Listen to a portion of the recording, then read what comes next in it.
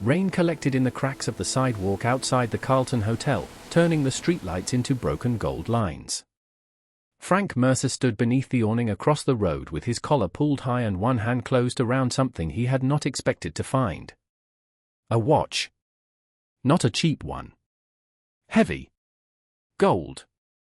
Still warm from the wrist that had worn it. The face was scratched from where it had struck the curb, but the hands kept moving as if nothing had happened.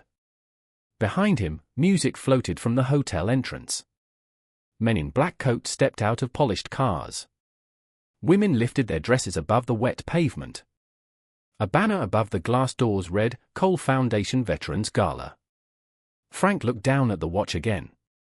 Then he looked at the folded shelter card in his coat pocket. Curfew, 9:30 p.m. It was already 9:12. Beside the card was a pharmacy slip with a number circled in red. $43. That was the cost of the pills he had been stretching for 2 weeks. The watch in his hand could have bought the pills, a room, a hot meal, and enough quiet to sleep without one eye open. Across the street, a pawn shop sign glowed blue in the rain. Frank took one step toward it. Then he stopped. His thumb moved across the edge of the watch, wiping away rainwater and street grit. On the back, beneath a smear of mud, there was an engraving. To Adrian Cole. For the road we survived. Route 17. Frank did not move for several seconds. The rain kept falling on his sleeves. A bass hissed past behind him. The pawn shop sign flickered once, then steadied. He closed his fingers around the watch and turned back toward the hotel. At the front doors, 2 security guards stood beneath warm light. One of them saw Frank coming and straightened before Frank had reached the curb. "Event entrance is closed," the guard said. Frank held out the watch. "Someone dropped this outside." The guard looked at his coat first. Then his shoes. Only after that did he look at the watch. "Where did you get that?" "Sidewalk. Near the curb." The second guard stepped closer. "That belongs inside. That's why I'm here." The first guard did not take it. His hand hovered near the radio on his shoulder. "Wait there." Frank lowered his arm.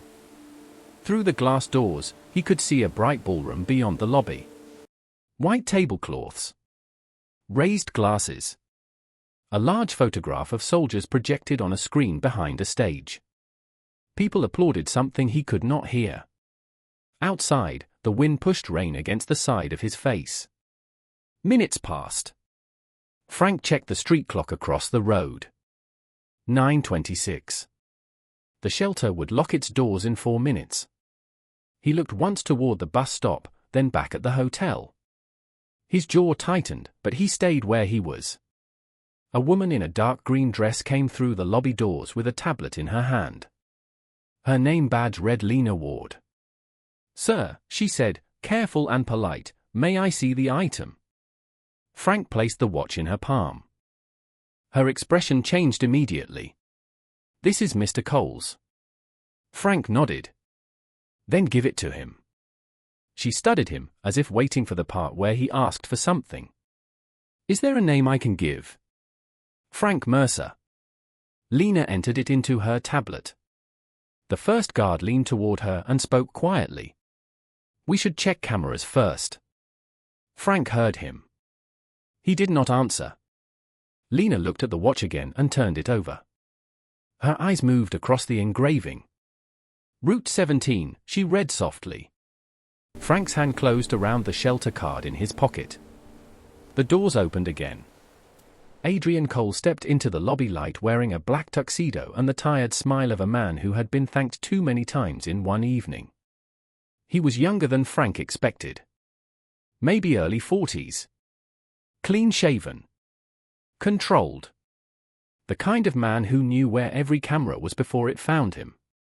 Lena handed him the watch. Adrian exhaled with relief. "Thank God." He snapped it around his wrist, then noticed Frank. "This man found it outside," Lena said. Adrian stepped forward and reached into his jacket. "I appreciate it." He pulled out a money clip. Frank looked at the bills, then at Adrian's face. No reward. Adrian paused. Please. Take something. I said no. The words were not loud, but they cut through the rain and lobby noise. Adrian's expression tightened, not with anger, but discomfort. He was used to generosity being accepted. It made the exchange clean. It let everyone return to their proper place. Frank pointed at the watch. You should keep that clasp fixed. It opens when the wrist turns inward. Adrian looked down. You know watches? No, then how would you know that? Frank's eyes moved to the engraving. Because your left wrist was broken when they carried you out. The lobby seemed to lose its sound.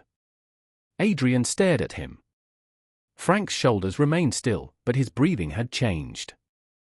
You were face down by the rear wheel, Frank said. Smoke coming from the engine.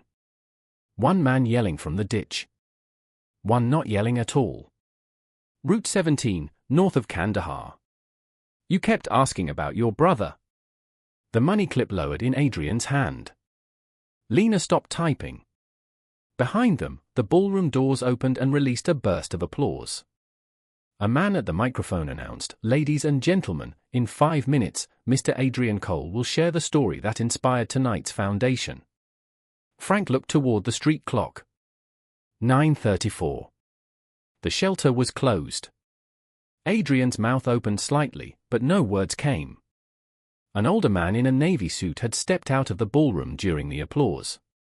He wore a small medic pin on his lapel, and his eyes had fixed on Frank with the slow recognition of someone searching through years. Mercer, the man said. Frank turned. The older man came closer. Staff Sergeant Frank Mercer. Frank looked down for a moment. Victor Hayes. Victor's face changed. Not dramatically. It simply lost the polished expression everyone wore at galas. He looked at Adrian. You don't remember him. Adrian said nothing. Victor pointed gently toward Frank. That man pulled you out before the second fire hit the convoy. He went back for your brother after the rest of us thought the road was gone. Adrian swallowed. Frank's eyes did not leave the floor. Victor's voice dropped. He was the last one out. The watch on Adrian's wrist suddenly looked heavier. For years, Adrian had told the story of survival from stages and interviews and foundation dinners. He had remembered the smoke. He had remembered waking up in Germany. He had remembered deciding to build something worthy of the men who did not come home. But he had not remembered the hands that dragged him away from the burning vehicle. He had built a foundation for veterans, and one of them had been standing outside his door in the rain. Adrian looked at the bills still folded in his hand. Then he put them away.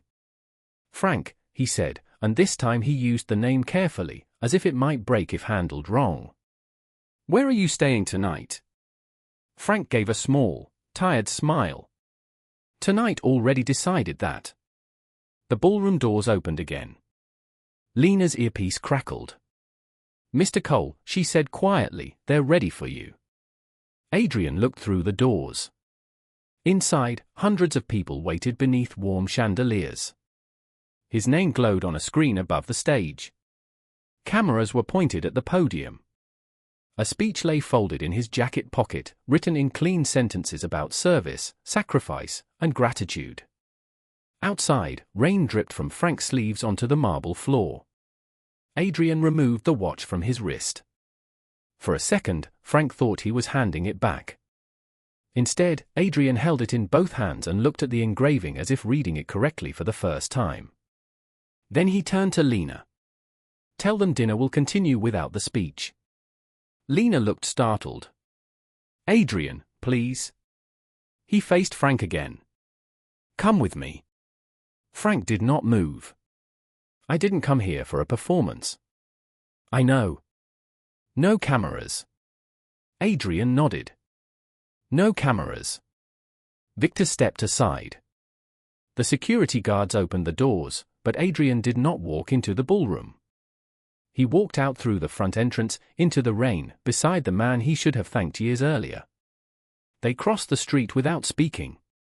At the pharmacy, Adrian stood behind Frank while the clerk filled the prescription. He did not announce who he was. He did not correct the clerk when she barely looked up. He only paid, folded the receipt, and placed it on the counter for Frank to take.